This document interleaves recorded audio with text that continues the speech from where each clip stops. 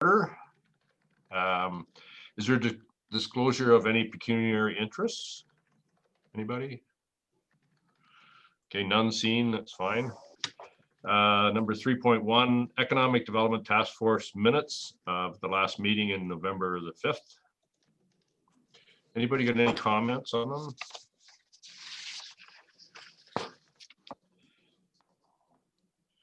Oh, none heard. Approval of the agenda.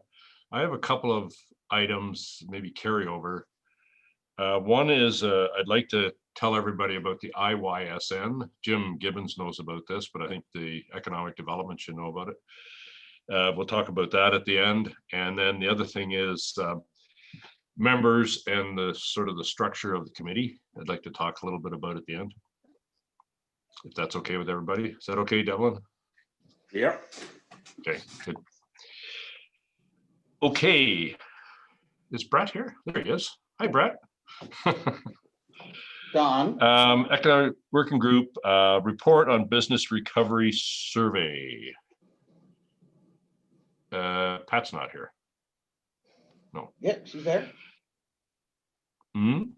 Oh, there she is. Yeah, Pat's here. Sorry. Like when I'm doing this, I've got 3, 6, 9, 12. Sometimes there's like 15 pictures there, and it gets very difficult to find out where everybody. And then they all move, right? It's a lot of fun. Pat, could you run through that? Sure. Just to be patient, I don't have a printed out copy here, so I'm going to have to change screens and look at it on my computer. Okay. As the Economic Recovery Subcommittee knows, we did a survey in the end of October into the beginning of November. That was done through our Connect CW website. It was actually a fairly successful. We had 85 respondents to the survey. And one of the primary objectives of the survey was to find out if there were any small businesses that may be on the brink and be able to catch them before that happened, so we could offer support or assistance where we could. Out of this survey, 11 businesses indicated that they wanted further additional information or support. And thankful to Christelle and Tony, they were able to reach out to some of those businesses and provide them with the more detailed support that they may need. As you can see that I had run through some of the initial results at an earlier meeting, but I wanted to, put this down so everyone had what the full responses were. A lot of the businesses indicated that they were fairly pessimistic about things moving forward. Not a lot had indicated that they were closing, but things were probably heading into the difficult range. Most of the businesses indicated that they would probably need some form of financial grants or cash flow, emergency funds issues. Some 32 indicated that they needed marketing and promotion assistance. Some indicated that they would needed help with municipal charges and utilities. Thankfully, that is one of the grants that the province has now rolled out for businesses that are in lockdown. There are grants for property taxes and energy costs associated with that. Some minor concerns about childcare and staffing resources, and the top 3 concerns for businesses were additional shutdowns, which unfortunately we are now in, decreasing consumer confidence and spending, and employee health, stress and health, which was a large topic. We did discuss that at one of our previous meetings, and I have added mental health supports for small business and businesses in general, along with, as Kate had suggested, some change management, leadership through change, kind of links to our township website, so that some of those accesses or some of those That information is also readily available to businesses. Some of the interesting things that I thought in this survey were the things that came out in the open-ended questions. Those were, sorry, I'm switching between screens here. The responses to the open-ended questions indicated that some of the things that the township had been doing over the course of the summer, closing the roads, patios, were very popular with people. There were some concerns about parking for businesses. But there was, to be honest, not a lot of things. There weren't a lot of things mentioned that we weren't doing or hadn't considered. So I think that proves that we were on the right track of a lot of the things that we were doing. With this, I would like the economic recovery subcommittee to take a deeper look at that and use it as the basis for some, if there are any additional supports or programs that we have going forward. So, but I wanted the entire committee to see what the results were and what they looked like. So that's pretty much on that. If anybody has any comments or questions, or we want to have a discussion on some of the results, but. Yeah, first of all, thanks, Crystal and Tony, for following up with those people. That was good that, you know, people saw something actually happen, which was great. Yeah, I think the subcommittee needs to really look at the one that's really stood out to me was closing the roads in Elora. Now, I don't know whether we can do that on an ongoing basis or whether there's really signage to deal with, or, you know, like the Elora Mill, for instance, does need to be public signage to actually get people, I'm not even sure the name of the street, over so they get around Mill Street to get down to the mill. But it was really successful. I thought it was, I was over there a few times, and there was a ton of people. Holy moly. It was very successful, and I think the businesses sure appreciated it. And I think we need to look at that on a long-term basis. Don? Yes. Yeah, so we are trying to work with the county to look at that for the spring and summer and fall of 2021. Our challenge will probably be the intersection now that the bridge is open. So that might be a section that we have to continue to open. But we are still looking at, you know, Metcalf and West Mill Street. It may just be East Mill that we need to open up for that traffic now coming through the bridge. But that is something that Kelly is committed to working so we can get county approval on Metcalf, and we're fine with continuing to do that. We did have signs redirecting people from the north, and we'll have to do it now from the south to Pearl down Price Street and back up off of David Street. So we did have that. We will be looking to it, and also we have our team that worked last summer with Pat and Dorothy and Rob from our roads department. In the next couple months, they'll be finalizing an updated kind of policy or procedure for the patios, outdoor patios. We learned a lot, and so did the businesses last year. So we're just going to wrap that into a bit of a new document and just make sure we have all the things checked off that we need to, like insurance and alcohol policy and, you know, safety issues and things of that nature, just so that everybody's all together, and we'll work with the guys on that. I think if the signage is set up so that people are not, they're redirected before they get downtown. Yeah. I think that's a real key. But it was, I thought it was very successful. It was, and it probably helped a lot of those businesses keep rolling, which is the goal. Well, you can see from the comments that a lot of the businesses made, and that it was very much appreciated to do it, and very popular. So there was only one I saw that was negative, that it had a negative impact on their business, and I can't remember which one it was, but there was one that was negative. So I don't know whether we could sort of, you might know who they are, Pat. Maybe we should follow up with them if there's something. No, they didn't provide us with their name. Oh, really? Oh, shoot. Yeah, Don, in that regard, um, I did actually talk with a number of small businesses in downtown, and I would echo what Pat said. I mean, in general, there was real support. I can tell you from friends of ours that visited Elora, that loved it. They, as a tourist, they absolutely loved what you did.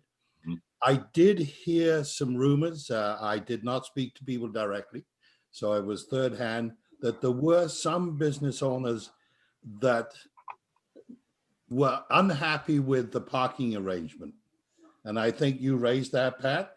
Mhm. I don't know what could be done, whether there could be an area set aside for business owners, but that did come up as something that some business owners weren't happy about. I have to think that the business should outweigh maybe some concerns around parking, but that was what I'd heard just anecdotally, that I didn't actually speak to anybody directly about that. It was coming to me from others on. Oh, We lost Tony. we lost Tony.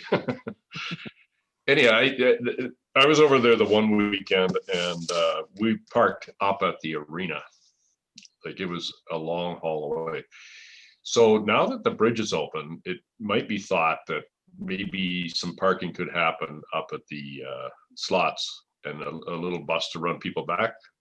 Because a slots bus could go and just drop them off at the other side, and so they come downtown. But the parking was substantial. It was, so that's something that should really be looked at. Whether just Saturday, Sunday, you have a little bus that goes round. Just a thought. Just on the parking, now that the bridge will be completed as they're finishing it, that parking lot with all that used to be the township's now Pearls, that was all now the staging area, will be reopened up for 2021. So that will help as well. Right, that'll help. But Andy, it was like the one day I was over there was like thousands there. It was like, yep, it was packed. So I think maybe need to try to consider what else can we do, even for some weekends, right? It's just, I don't know, but it's we want everybody to be successful, so it's kind of up to us to see if we can direct things a bit. Well, I know from, visiting quite a few of the small businesses in downtown Elora that they did have a pretty good summer, because the road closure really helped in terms of driving traffic to the businesses down there. So a lot of them had a pretty good summer. Yeah. So Well, I think so. I talked to Jeffrey Wild, and he was pretty happy with it, and several others I talked to, I go out and do little surveys every once in a while. A little survey. Jeffrey must have had a pretty good summer, because he's certainly got big plans. That's for sure. Like, how lucky. Yes, Bob? You got to unmute, Bob. Bob, you got to unmute. Can't hear you. There you go. Okay. Whoops, you're muted again, Bob.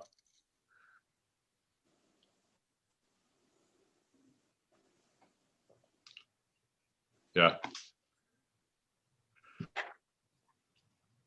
There, how's that? There you go. There we go.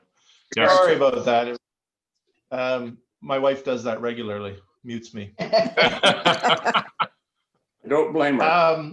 I just wonder, Andy, if there is an opportunity to work with the GRCA on Saturdays and Sundays, if it would be worth their benefit to charge admission to the park gate at the back, to then allow people, that's pretty close to downtown, people could picnic, leave their car, potentially have access to some of the washrooms within the Grand River Conservation Authority. It might cost them money, but it might be a different experience, and it just alleviates our part of our parking problem. yeah, that's Somebody at the gate at the back for, Saturdays and Sundays for 8 weeks or something. Yeah, it's a great idea, Bob. We have initiated some discussions with the GRCA about trail and access to the park at another gate. A little bit more for the summer use, exactly as you're saying. The challenge being is they actually had to turn people away because their parking lot and facilities were already full on weekends and most of the summer, because that was the only activities around open in some areas. So they were already closing their gates by 11, 12 o'clock in the afternoon or in the morning on most weekends. Now I know they have been working on, which may help, especially at the Elora Public School, that we might be able to get some additional parking on weekends, is they're working on a pre-booking system to the gorge access. So you'd have to purchase your tickets online. And as you, if anybody's seen, they're currently working on fencing up the entire property to stop people parking all over the place and jumping in and crowding their location. Yeah. Not sure we'll get all the way for this summer with GRCA on new access to the Elora park. But I do know their parking, they were actually looking to have access to the OLG for some parking and overflow, just because their numbers were just crushing all over the summer. So, we will again try to get people to redirect it to the Elora Community Center, also over to the parking lot by the Ball Diamond there. So we're looking at other locations where we can get direct signage, and the bus is something we can take a look at for sure for weekends for sure. Yeah. I think at the end of the day, if we're doing something like that, we would offer the busing so that it's a piece that you'd come into downtown Elora, you can go to the quarry, as well over to downtown Fergus, so we can move people around. And it may be a bit of a piece that we can have people shuttling back and forth between the two downtowns as well, because we want to support both businesses. And just speaking on the road closures, I know, I think it's our intent, and Kim's online here, to continue with Provost and Spruce Head up a bit for next year as well, to help that part of the downtowns as well. Good, thanks, Andy. It's great to hear that you guys are working on it. This year was sort of the test year, and well, it was. It just like we're all trying to react to this, right? It's great, and so Well, this year has certainly proven that things we didn't think that we could do, we've been forced to have to do, and they've been successful. So yeah, that's been great. That's been a great sort of test year. Yeah, it truly is, Pat. You're totally right. And we tried to close downtown Fergus. That didn't work. Maybe we need to think about what else we could do with downtown Fergus. Well, I know that the Fergus BIA, and Kim can speak to this, but they have big plans to really improve the area around where we had the communal patio. Give it some more Scottish flair, give it some more sort of as a real quaint and interesting area to be. So Kim, if you want to expand. Kim, could you just tell us a little bit about that, wherever you are? For like Provost Lane, we're actually working on we fixed up the garden that's over beside the curling club, because that back parking lot looks a bit of a mess compared to the other parking lot along the Riverwalk. So we're concentrating there. We're working on the Wayscale building, where we've had a new sign for information installed. And we also are doing planters and everything as well that we've bought for Christmas that are going to be taken up to Little Tree and then replanted with our other, I guess, plants that match everything, with our hanging baskets and our other large planters. And those ones are going to be distributed around Provost Lane to help kind of green it up quite a bit. And then we have all the ferns that were there as well. Dorothy's looking to see about doing like sails instead of our umbrellas. So they would actually have to try and be somehow installed on the buildings. But Dorothy's looking into that for us to see if we can do. We're also looking at tartan, and either doing the picnic tables in tartan or the fabric of the sails in tartan. What else? We were thinking or discussing like a little stage, because Fergus Scottish Festival has also approached us, and they really liked utilizing that space last summer for advertising, because they couldn't have their festival, but they were down there that weekend. And we're talking about doing music and things like that, depending on COVID. Everything's all dependent on COVID, but they would like to participate with us there as well.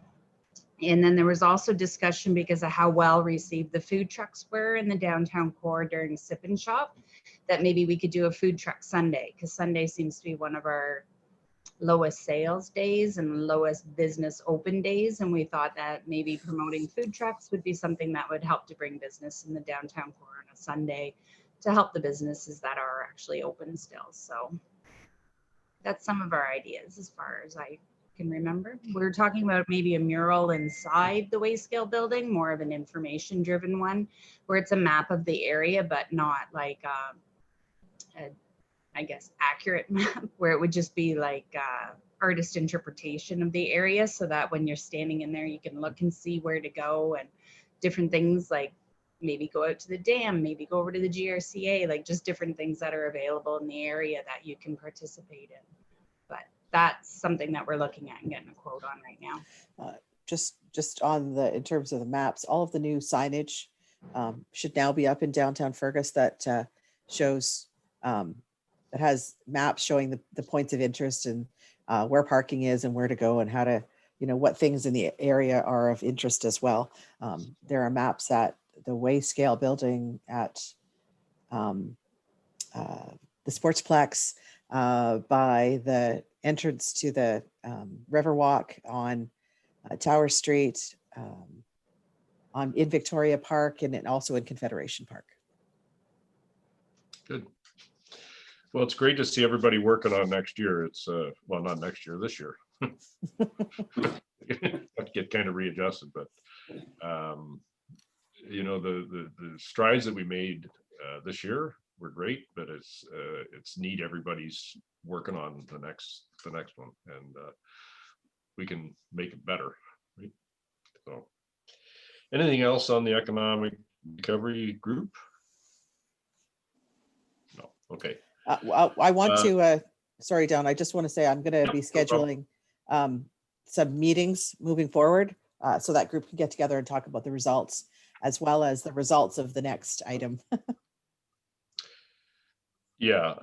Okay. So the next item is countywide business retention expansion that was done in December. I guess you're on again, Pat. You're the one controlling that stuff. So I was going to send, I will be sharing the results of the survey.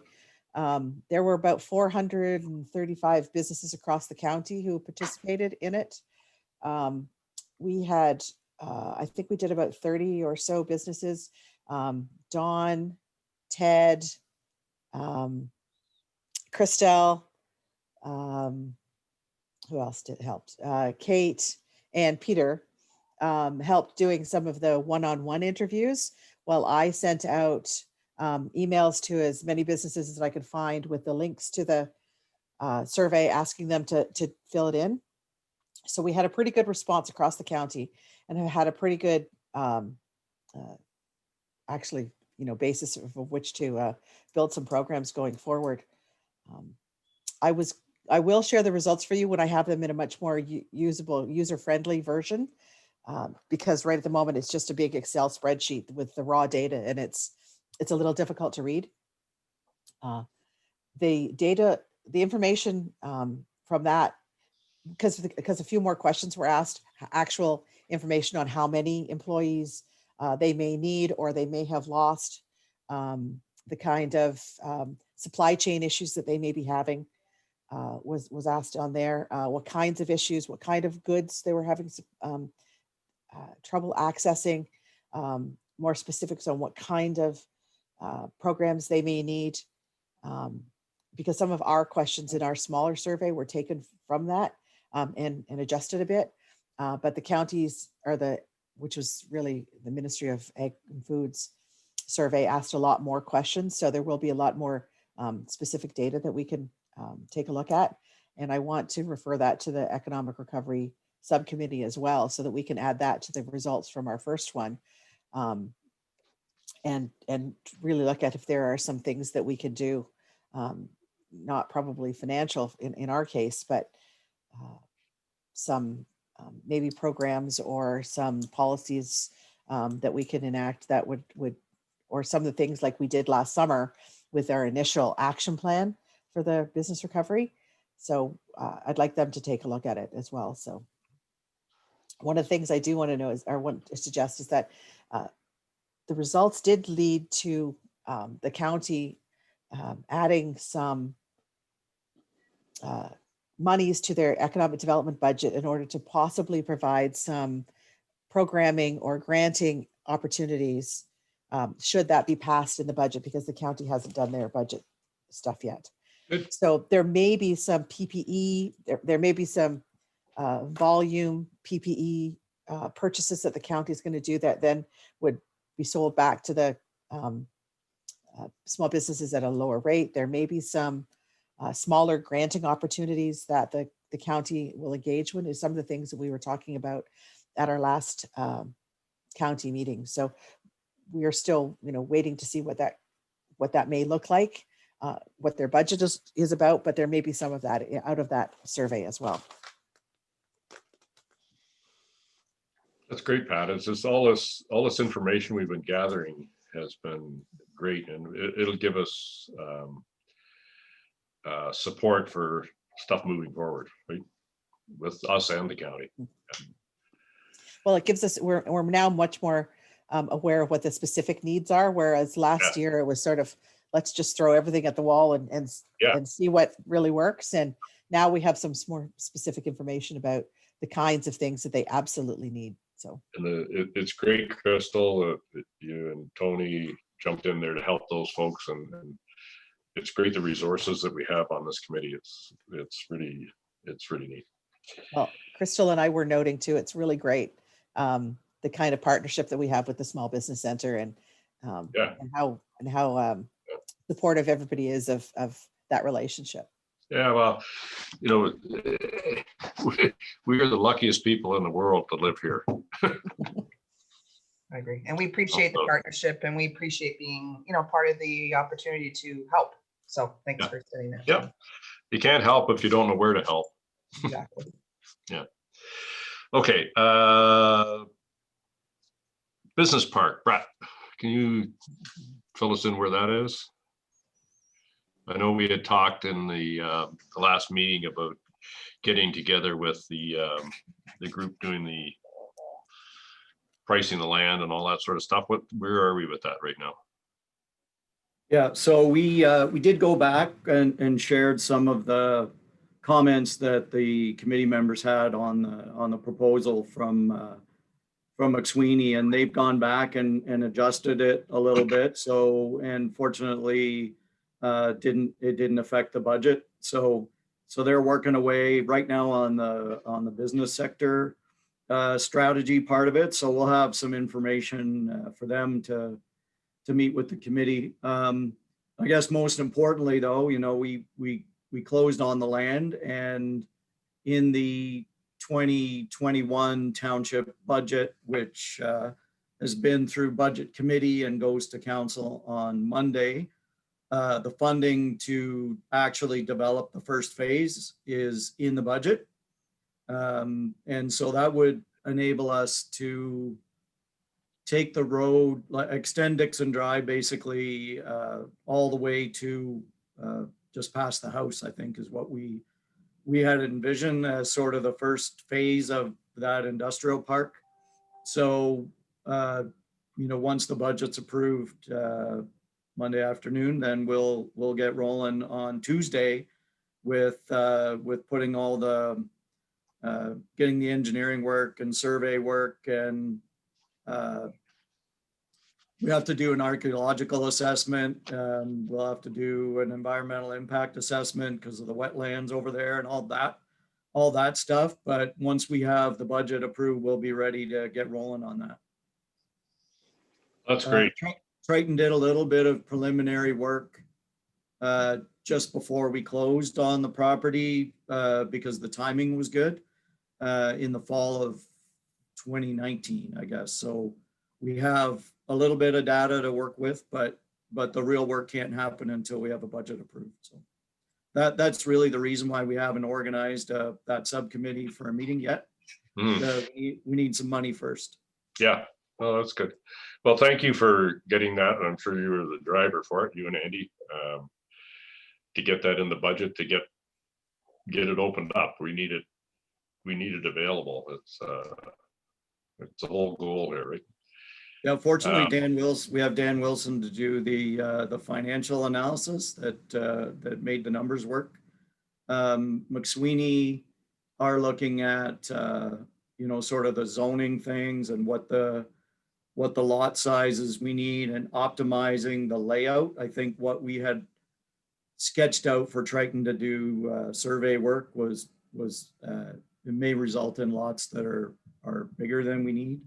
So, and there's a few areas where might have to change the layout to get into areas that are impacted by the wetland, but we should be ready to roll. And Pat's been getting quotes for signage that we can perhaps get some signage up so people know that if they're looking around town, they'll know that we have land available. That seems to be the key thing that we're seeing with new businesses. It's because somebody owned the land and had their land on the market that they found us. So. Yeah, I think you and I talked, and I think I've talked with Pat a couple of times. The marketing needs to be signs on Highway 6, County Road 19, County Road 18, and at the site. And if you get the signs up, there's thousands of people.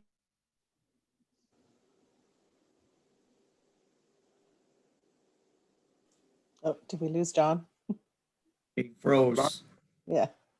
He's right. Bellwood is frozen.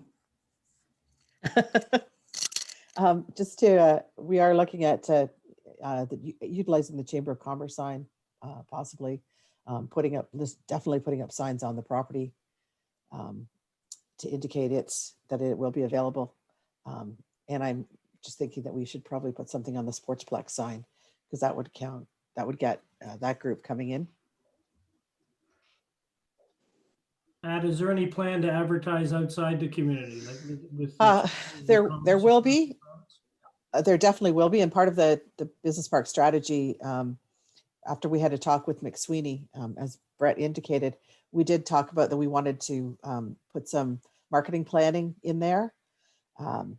Advertising outside the community will definitely be, especially with real estate agents, etc.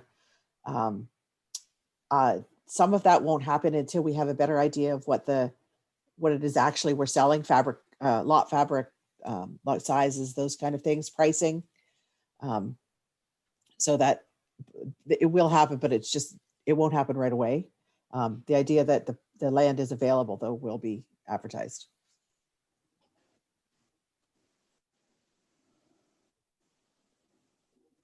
Did we get Don back? Janet? Just around the partnership with the chamber, just so everybody knows that Dana has left the chamber, and we have Sally now as the GM, and I'm getting her up to speed with some of the background and history around this committee. So in the interim, I'm going to step in Dana's place on the subcommittee, the recovery subcommittee, if you can include me in those minutes.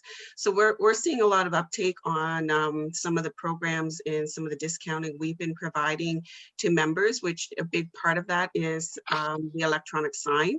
And we've had a lot of people uptake some of the advertising on the sign because of the decrease in their exposure and their visibility because of COVID.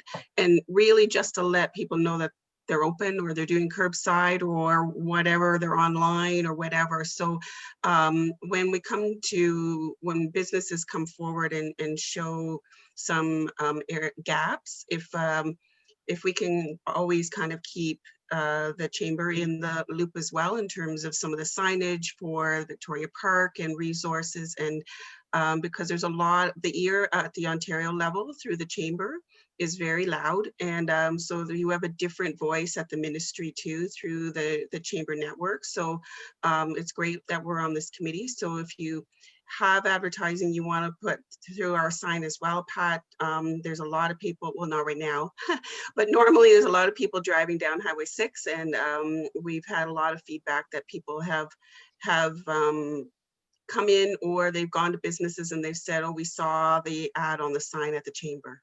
Yeah, I think that's great, Janet. The other two things that I was thinking about is, Ted's got a great sign. His sign is amazing. And there's also the electronic sign that's right at the intersection of Victoria Road and Highway 6. There's a big electronic one there as well. So when it comes time to advertise, some of these things, even if you just take it for a little while, could be very advantageous. Yeah. Anybody else on the business park? Okay. Just to reiterate that we will be setting up a meeting with the business park subcommittee. Yeah.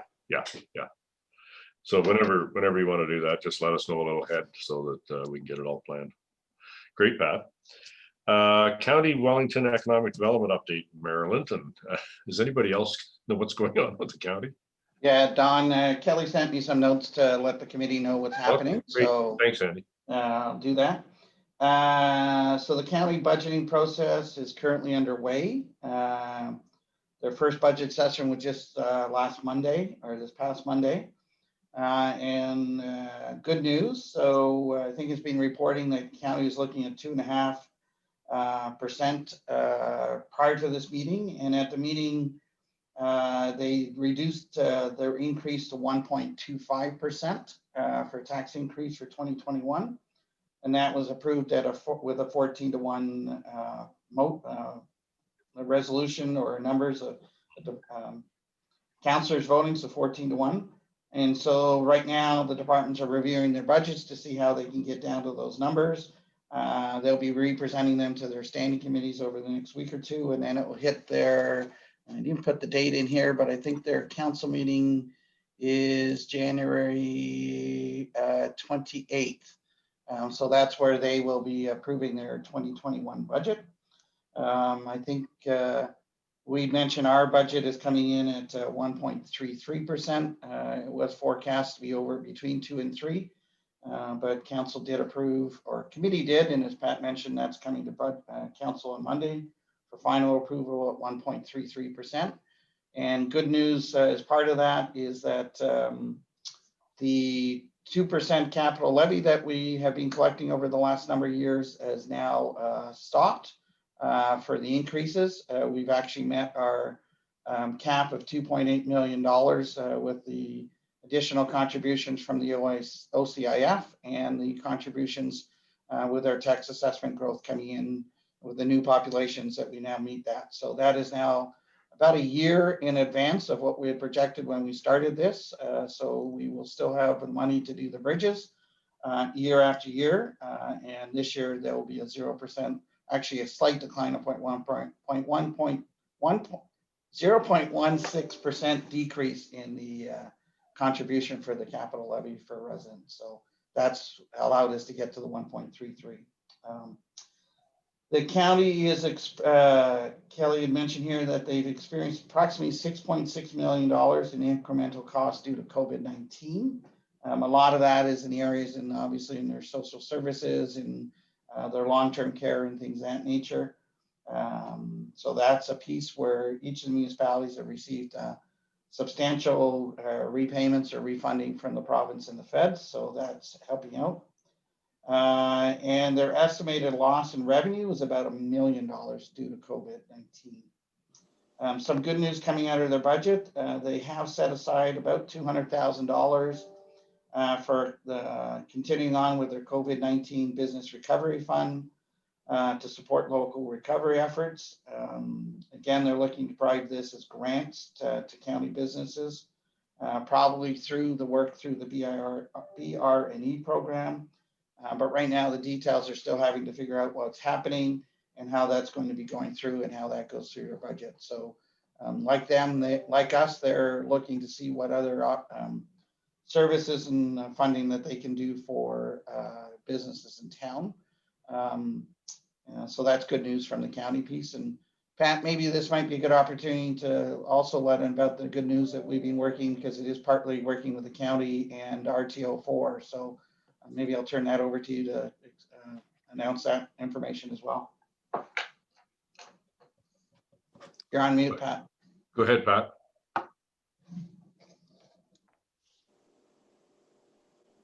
There you go. Okay. Yeah. So just initially, we had been noticing that other counties were getting some tourism funding that hadn't been released in Wellington County. So we had been making inquiries with CFDC, et cetera, and the county and the RTO have worked with FedDev Ontario to create some tourism funding programs that are grants and not loans, because businesses are not really able to take on much more. So a tourism adaptation and recovery program is going to be released today to help small and medium-sized businesses and not-for-profits in the arts, culture, and tourism sector for supporting one-time adaptation and reopening costs that have been occurred during COVID. So there's going to be two streams. One is the physical adaptation one, which is grants, could be up to possibly $20,000 towards implementation of health and safety protocols and renovations and equipment to accommodate social distancing. Just to note that the FedDev has suggested that in order to support as many businesses as possible, they anticipate that most grants will be in the $5,000 range, and a minimum 20% matching funds is required from the small business or the not-for-profit. There's also going to be a technology investment fund as well, which allows eligible small businesses to apply for $5,000 for digitizing their business services, such as virtual queues, online ordering, timed entry ticketing, touch-free payments, those kind of things to bring them up to date on that kind of technology. I will be posting the applications and guidelines on the township website today, and applications have to be in by February 1st at 11:59 p.m. So just two really good grant programs coming out. The eligible businesses are retail, hospitality, arts, culture, attractions, and eligible expenses are labor, expertise, non-capital items.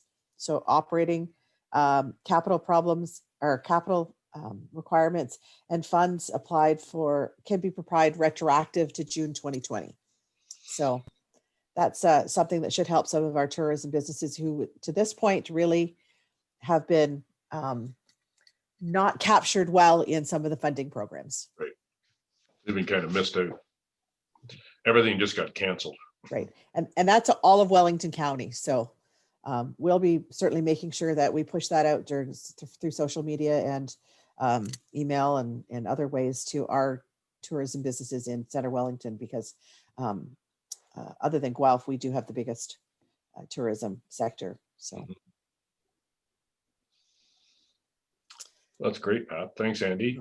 Pat, can I just ask a question on that? It's Tony. I did read the announcement of it as well, and what I couldn't quite understand whether agri-food tourism would be a part of that, because if it is, then I think Janet, and the Wellington Federation need to make sure that their members and farmers in the rural community know that there is funding for those that do run agritourism sites. So it doesn't specifically say agritourism, but it doesn't say not. Not either, right? So my guess is if it's agri-food retail, those kind of things, that I would suggest they should try to get the funding. All they can say is no. So at this point, but it doesn't. You're right. It does not specifically speak to agriculture at all. Just one of the new things, though, that the government did bring out for agriculture is they are not agriculture, but for food-based items, is that they are allowing some low-risk food production out of homes.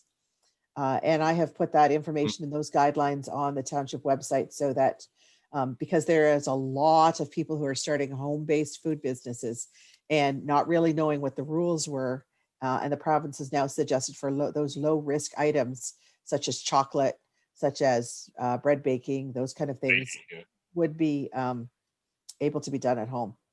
they do still have to follow the Health Protection and Act around some of the requirements, but there is some Yeah. leniency there now. So Janet, can you put this information, if Pat gets it to you, out through the chamber and also your agricultural side? Just so Yeah. people know about this?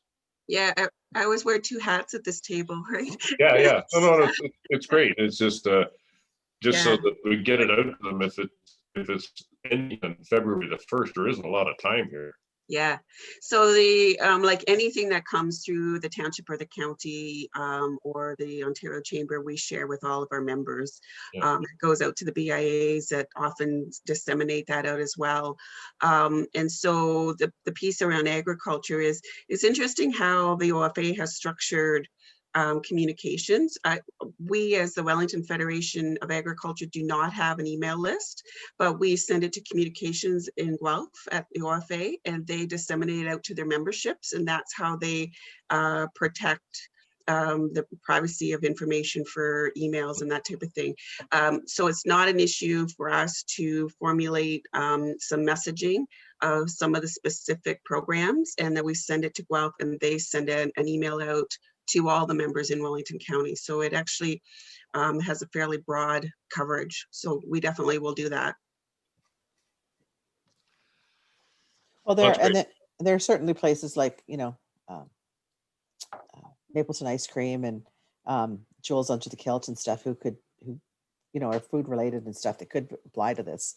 Yeah. So same thing, Kim, I guess there could be somebody in the Fergus BIA or the Lower BIA that may benefit from this. Is the more times we can hit them with this thing, some of it'll stick. Well, just to mention too, we are anxiously waiting the release of the provincial guidelines and application form for the small business support grants that the province has announced and said they were going to be available in January, but we haven't currently seen what that means just yet. So yeah. I'm anticipating it should be any day that information is released as well. And those are grants starting at grants of up to $10,000. Right.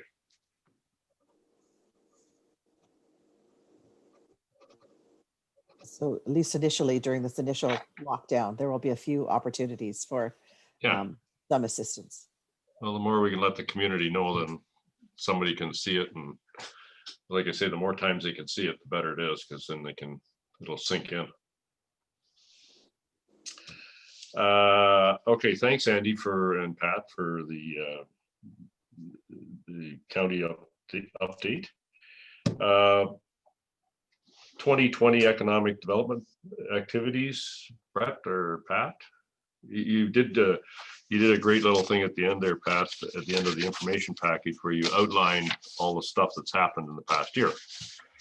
And it's great. We're all part of it, and it's wonderful. We just have to do more this year. But Brett, do you want to let us know what's going on? Well, I just to fill in, there's a few other things I think that Pat didn't refer to specifically that are of interest, I think, to the committee. And one of the things we've talked about is housing and rental housing availability. And if people haven't seen it, there's a couple of small apartment buildings under construction on St. Patrick Street, just east of downtown Fergus. Jim Gibbons will probably remember that years ago, the town of Fergus changed its zoning rules because we had this area just outside the downtown where they wanted to encourage apartment construction adjacent to the downtown. And I'm happy to say that we finally have seen some activity after all these years. And I think there's probably between the different buildings that are going up, there's got to be 20 new apartment units going in there. So there's definitely an uptick in that regard.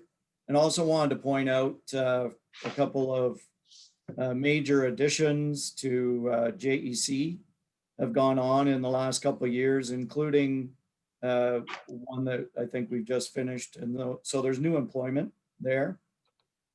And just for the benefit of the committee, in those cases, I want to give credit to Pat's sort of liaison with JEC directly. So when JEC has,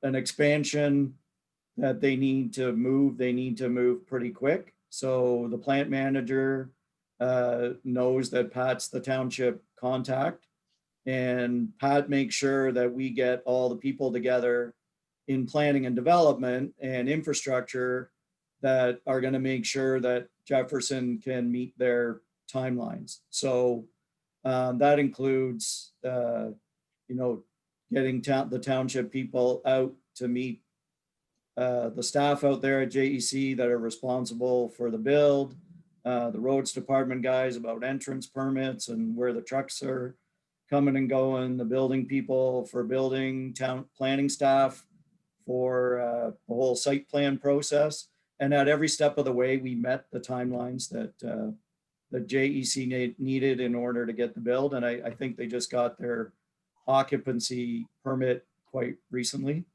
There's also a new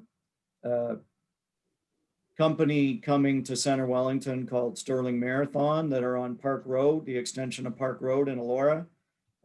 They came to us again with a pretty significant timeline because they're moving out of Guelph to come to Center Wellington. And, they're well underway. And we met all their timelines too in planning and development as to getting development charges deferred at council, which included Pat hand delivering the agreements for Sterling Marathon to sign. So we really rolled out the welcome mat for them, and I think it made a big difference. We met the owner's requirements for when the severance had to be done by a certain date. We made sure we had it done. When they needed a building permit by a certain date, we made sure they got their building permit.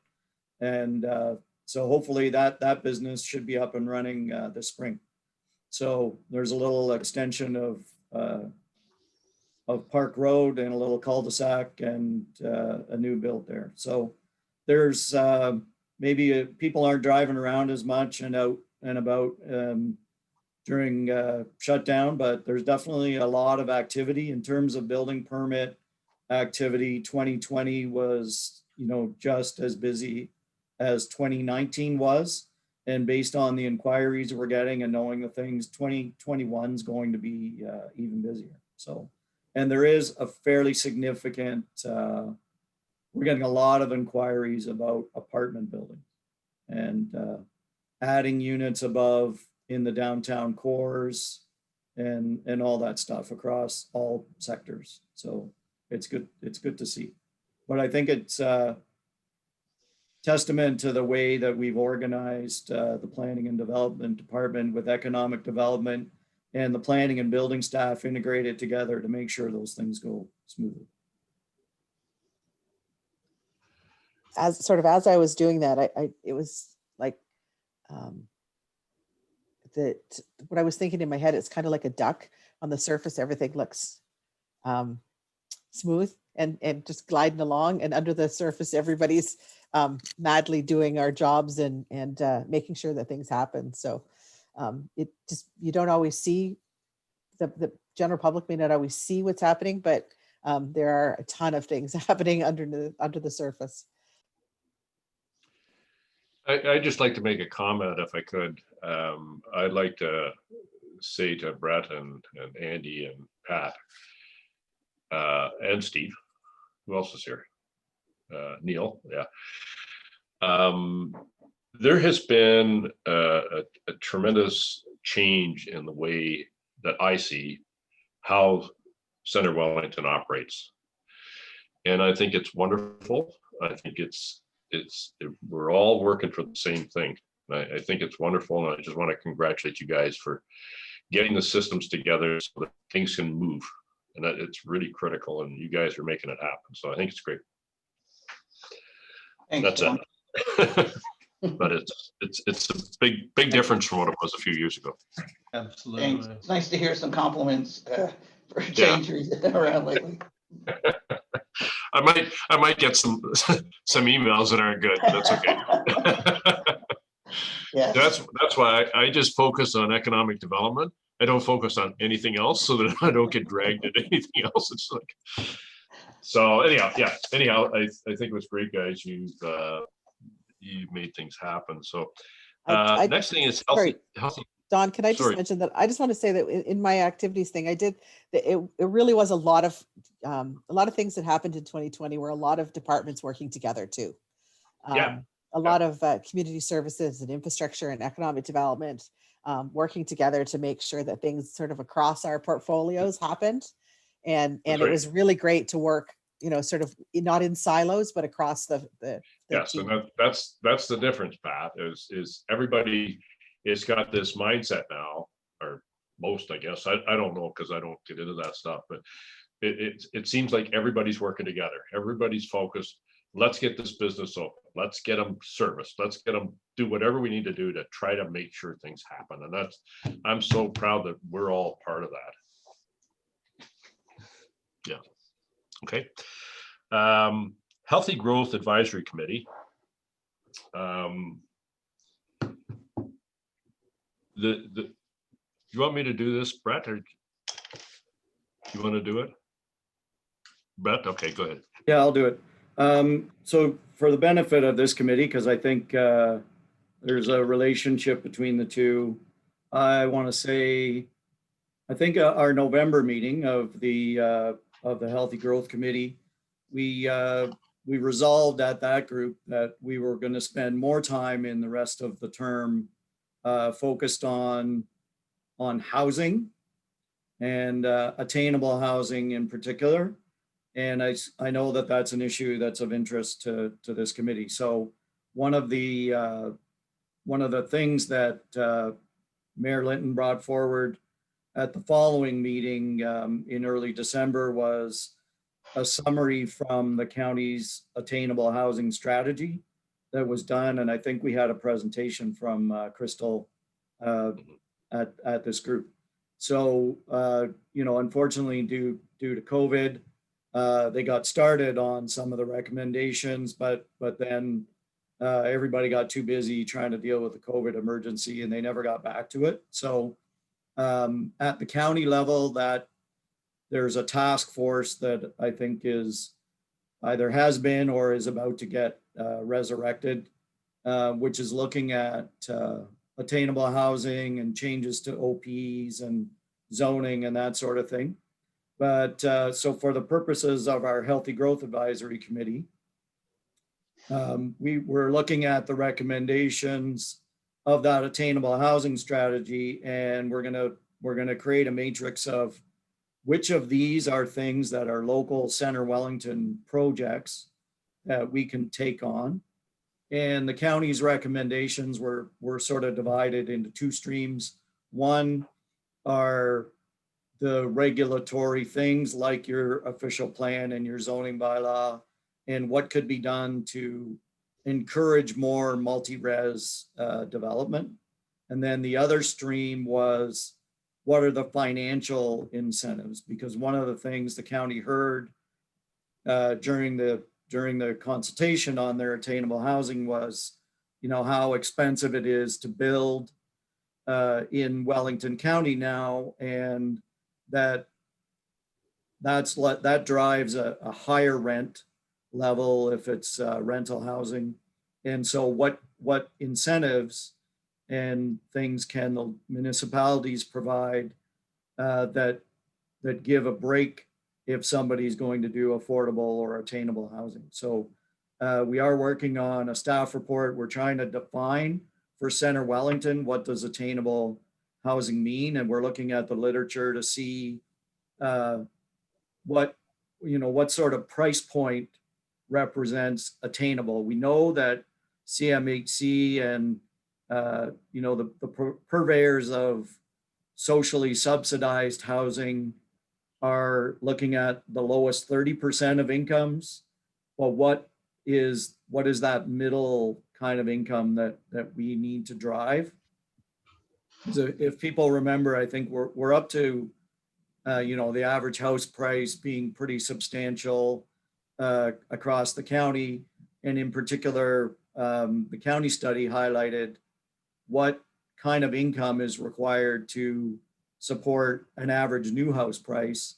And, there's even a significant difference between the price of housing in Elora versus Fergus that we need to look at. So I think more than anything else over the next, I guess the last couple of years of the term, we're going to be looking most specifically at attainable housing. The county did pass in November their regulations or their official plan amendment that deals with adding additional units to existing houses. And we've drafted a bylaw, and that'll come forward as part of the attainable housing thing that the Healthy Growth is looking at. And interestingly, one of the things that we're seeing the biggest demand for the additional dwelling units is coming on rural properties that want to add a second dwelling onto the property. And part of it is being driven by COVID, because people want to keep their elderly parents close by on the same property as opposed to in long-term care. So there's actually the biggest demand that we're seeing is in that area. And that one it's a pretty easy, to put another small dwelling in the same yard as the existing house. So we've seen quite a bit of uptick. So that'll come forward. And again, I'm glad, and Mayor Linton is, I think, driving a lot of this at the county to get their attainable housing task force moving again. Yeah, thanks, Brett. One of the things that I'm on that committee, and one of the things that really stunned me was Steve Wright builds houses in Elora and Ferguson, wherever. He also builds in Palmerston, and a single family house in Palmerston, there's $100,000 less in costs in Palmerston than here. It's somehow, anyhow, it's kind of a stunning number that I knew there was kind of a difference. I had no idea the magnitude of it. But interesting Don, committee. Yep. Yeah. Don, just on that, we've looked at some of the numbers. A major component of that, it really is the land cost. I wouldn't doubt that, Andy. I mean, this is a lot more desirable for somebody that's working in Mississauga than Palmerston is. Yeah, unfortunately, the quality of life piece is what drives up land prices. That's for sure. I mean, in one sense, it's a bad news story, but in another sense, it's one of those of the reason why people want to be here is because the same reason we all are. It's an amazing community. Yeah, you're right. You're totally right, Andy. Yeah, it was one of those numbers that I heard that was like, wow, it sort of hit me that I didn't realize, because I don't operate in that environment. But you're totally correct, Andy. Yeah. And just for correction, and my understanding from the folks in Palmerston, it's Palmerston.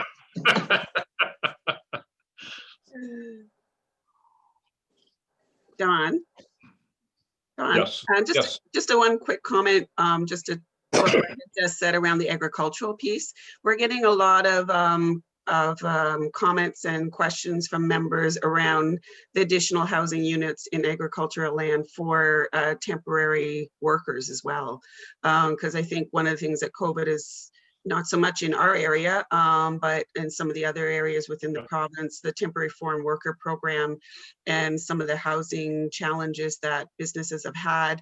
And not only the temporary foreign worker program, but there's a lot of student exchanges that happen from a learning perspective, and essentially international co-op students, if you want to call them that provide inexpensive labor for farms in a learning environment that we struggle to be able to provide housing for them. So the Federation of Agriculture has been doing some work at the county level around their official plan review of some of the housing requirements and what that looks like. And then that would also go to the municipal level. But whether, like a three-season bunkie style type housing.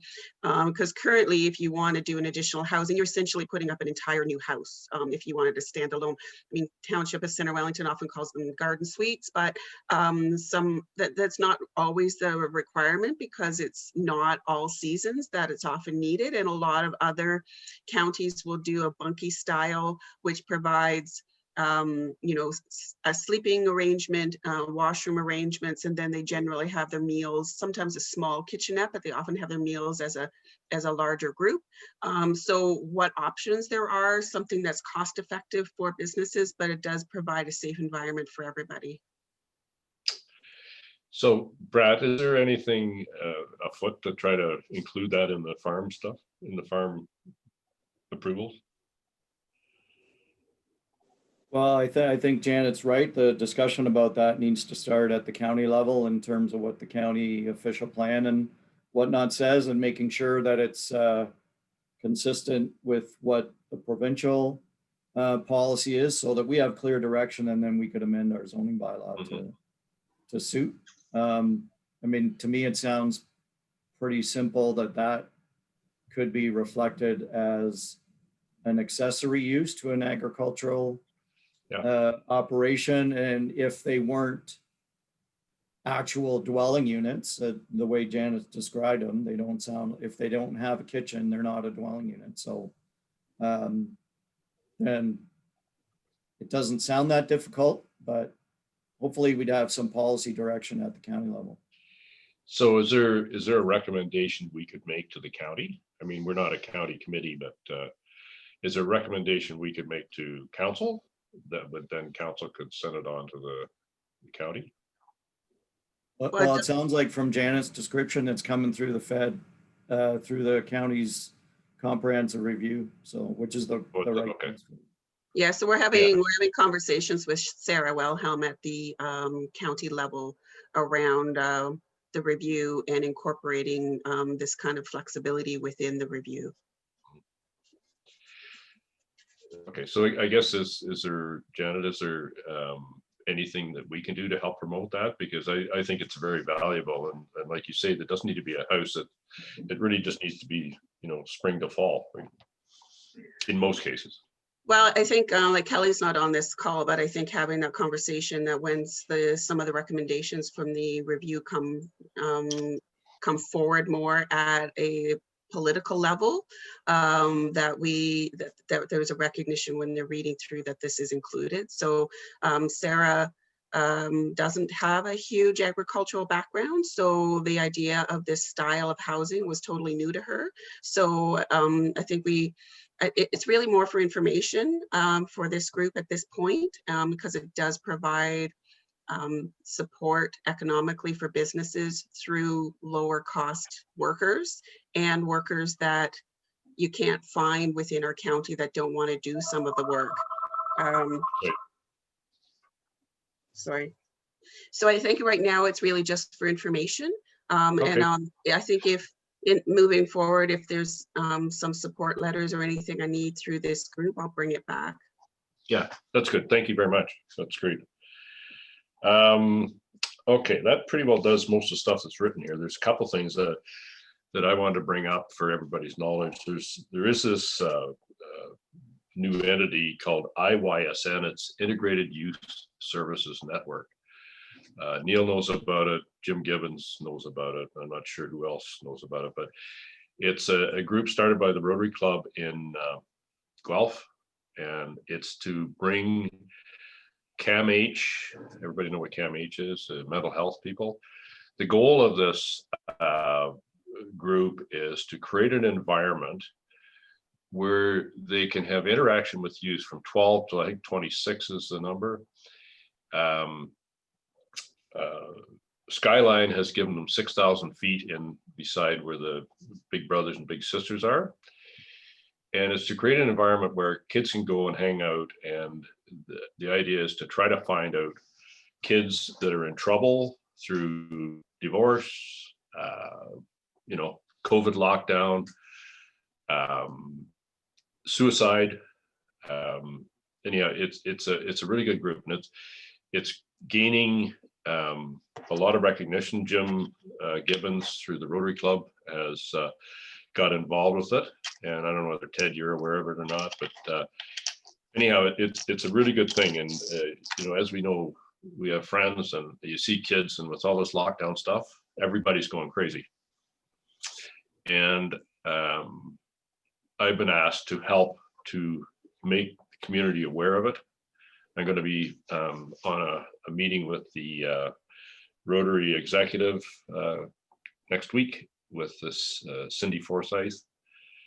And anyhow, I just want everybody to be aware of it. If you can spread it, it does need support. It does need volunteers, and it's really just getting underway. But it's like I say, it's in the old Target building, and the reason it's there is, first of all, Skyline gave them 6,000 feet, which is awesome. Linamar put in $500,000. They're raising money. They want to raise $10 million. They're at 5 already. Could be services, Rotary Clubs. There's naming opportunities. Anyhow, I think it's a really good thing, and it's not too far from both of the high schools, which is really key. So the kids can just wander over there. They wander over there to go to the Tim Hortons or whatever as well. But I just wanted to make everybody aware of it. And if you need any more information, get a hold of me, and I can get you hooked up with Sandy. Not Sandy, but Cindy. She is the lead person with IYSN. And anyhow, I'd just like to leave that with everybody. A couple other things I just want to share with everybody is, well, first thing is members of this committee. We had talked before about getting somebody from the Waterloo Wellington Community Futures on this committee, which I think would be really good to get a connection to new businesses. Janet has taken over the chamber seat, so that's great. What else is there? I ran across Jim Ranahan. Anybody that knows him?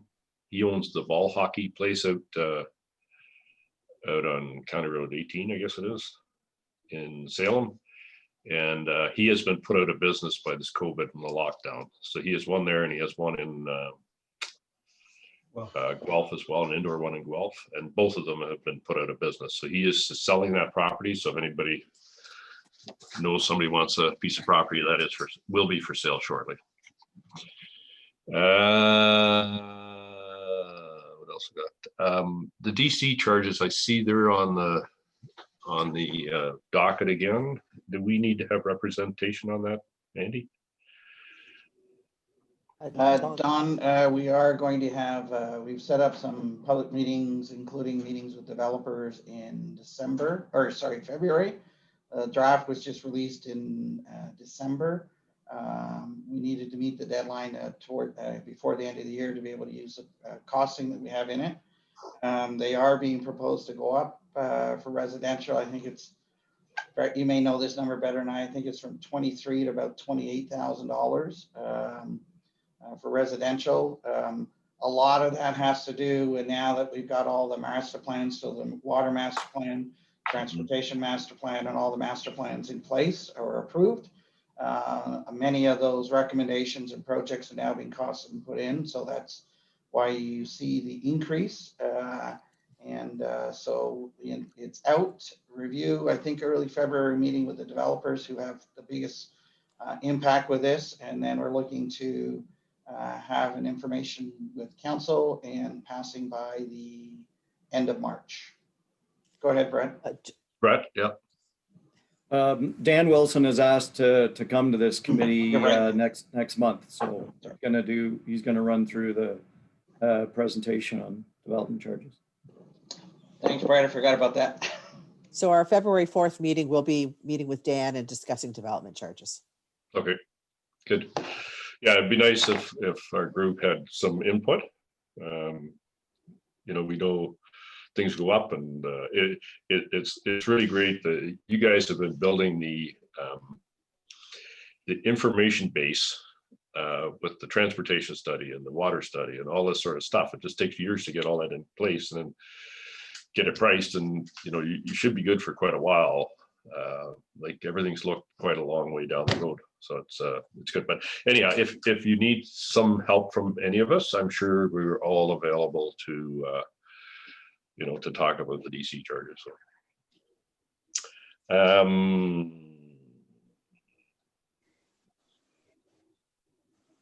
I think that's about it. Anybody else got anything?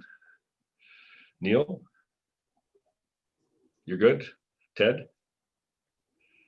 You good? Jim, do you have anything? No, I just like to thank Neil for the effort he put in walking to Ottawa. I think he got us all aware of the need of what we need here in our community on mental health. And I just want to thank him for stepping forward last year and waking us all up to the need in our community. Thanks, Neil. Yeah, thanks, Neil, for everybody. And I agree. And that's one of the reasons I think Neil was the reason why I decided to help out with the IYSN thing, because it's a target group that needs to be addressed. And if you could save one, if we can save one guy, one kid from not committing suicide, it'd be awesome. Bob. No, I'm good, thanks. You okay? Pat, anything else? No. Andy? You're good? Kim, anything else? No. Janet? You're good. Lisa? Hi. Tony? You good? Brad, anything else you want to share with us? No, I'm good, thanks. Oh, yeah. Crystal, anything from the small business? No, I just have to say I did have to take myself off camera because I caught a call from a business owner in Center Wellington trying to book an appointment. So Good. it's working. Yes. Steve, anything? You're good? Okay. Anyhow, thanks, everybody. We'll talk soon. Thank you. Thank you. Thanks, Don.